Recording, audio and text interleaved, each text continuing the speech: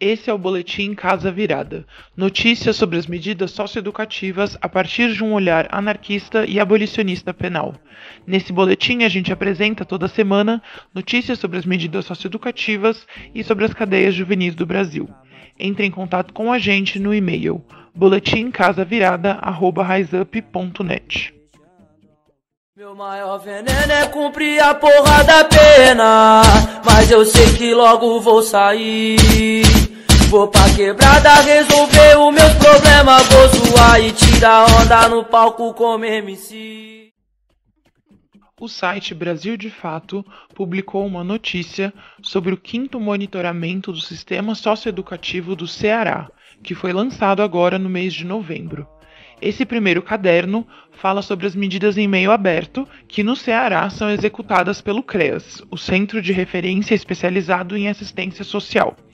De acordo com a população total de Fortaleza, deveriam ter 13 unidades do CREAS, mas atualmente só existem 6. No total, 649 adolescentes cumprem medida em meio aberto na capital.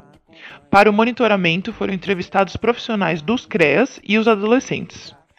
O relatório mostra que, em algumas unidades, a articulação para a inserção e acompanhamento dos jovens na escola não é realizado.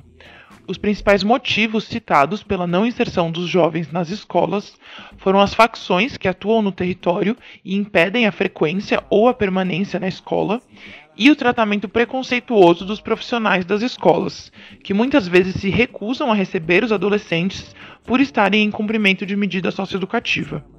O relatório mostra que 50% dos jovens estão com o seu direito à educação violado. Dentre os adolescentes que estão estudando, foram ouvidos relatos de discriminação na escola, inclusive com professores expondo para o restante da sala de aula que o jovem estava em cumprimento de medida. Outro ponto que foi trazido nas entrevistas foi o racismo estrutural. Uma das técnicas afirmou, abre aspas, "A gente recebeu relatos de adolescentes que estão com depressão, com crise de ansiedade, e tudo isso é agravado pela questão do racismo estrutural.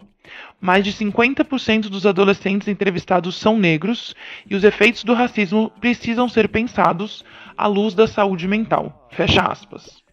O relatório completo pode ser encontrado no site www.sedecaceara.org.br.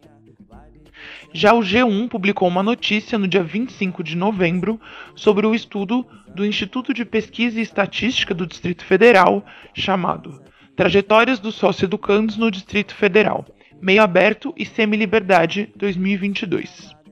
O estudo levantou dados que mostram que 56% dos jovens não estavam na escola antes de começar o cumprimento da medida.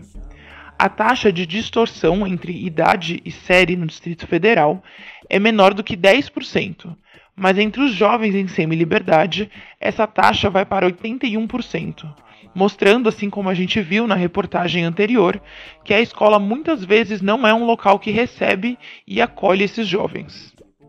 Já em relação às famílias, 70% moravam com a mãe e 51% são de famílias que não possuem presença paterna. Já em relação ao ato infracional, no meio aberto, 30% cumpriam medida por roubo e furto e 37% por tráfico. Já na semi-liberdade, 78% estava respondendo por tráfico de drogas.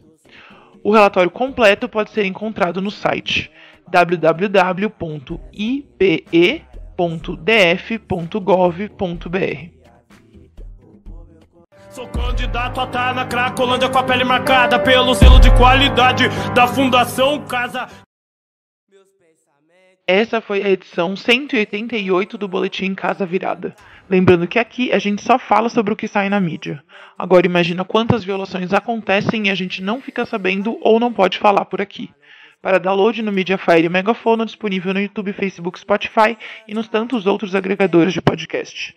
A gente também está na Rádio Comunitária Cantareira, na faixa Contra as Prisões, às 2 da tarde, de terça e quinta. Acesso ao Casa Virada no site desobedienciasonora.milharal.org.